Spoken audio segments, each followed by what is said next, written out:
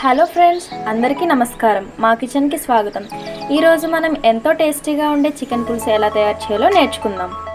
చికెన్ను ఒక గంట ముందు సాల్ట్ వాటర్లో నానబెట్టి పక్కన ఉంచుకోవాలండి. తర్వాత దాంట్లోకి మనం ఒక పసుపు, ఉప్పు, కారం వేసుకుని ఈ విధంగా కలుపుకొని పక్కన పెట్టుకోవాలి.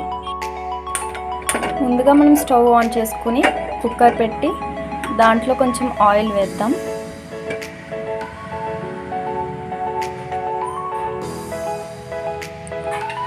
ఇప్పుడు అందులో మనం సన్నగా కట్ చేసుకుని ఉంచుకున్న ఆనియన్స్ని వేసుకుందామండి. ఇప్పుడు ఆనియన్స్ అనేవి మగ్గాయండి. ఇప్పుడు మనం దీంట్లో కొన్ని పచ్చిమిరపకాయలు వేసుకుందాం. అలాగే టొమాటో ప్యూరీని యాడ్ చేసుకుందామండి. ఇప్పుడు బాగా మిక్స్ చేసుకోవాలి. ఇప్పుడు టొమాటో అనేది పచ్చివాసన పోయేంత వరకు మనం ఫ్రై చేసుకోవాలండి. సో దీంట్లోకి మనం చికెన్ యాడ్ చేసుకుందామండి.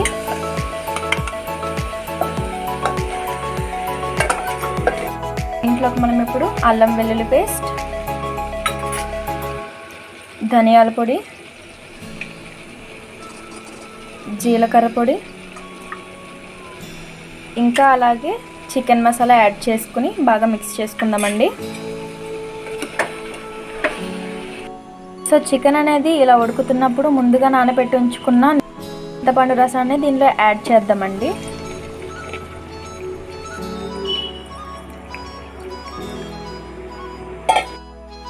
సో అలాగే దీంట్లో కొంచెం కరివేపాకు యాడ్ చేసుకుందాం. అలాగే కొద్దిగా కొత్తిమీర. సో దీనికి విజిల్స్ అనేవి ఏం అవసరం లేదండి. ఫస్ట్ ఒక 5 minutes హై ఫ్లేమ్లో పెట్టుకుని నెక్స్ట్ మీడియం ఫ్లేమ్లో పెట్టుకుని కుక్ చేసుకోవాలండి. పులుసు అనేది మరుగుతున్నప్పుడు మనం కల్లుప్పు అనేది యాడ్ చేసుకోవాలండి. మనం కొంచెం మిరియాల పొడి వేసేద్దామండి.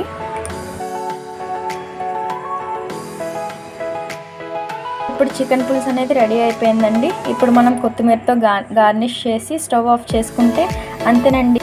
ఎంతో ఈజీ అండ్ టేస్టీగా ఉండే చికెన్ పులుసు రెడీ. ఈ వీడియో కనుక మీకు నచ్చినట్లయితే లైక్ చేయండి, షేర్ చేయండి. అలాగే మా ఛానల్ని సబ్స్క్రైబ్ చేయడం మాత్రం మర్చిపోకండి. Thank you for watching.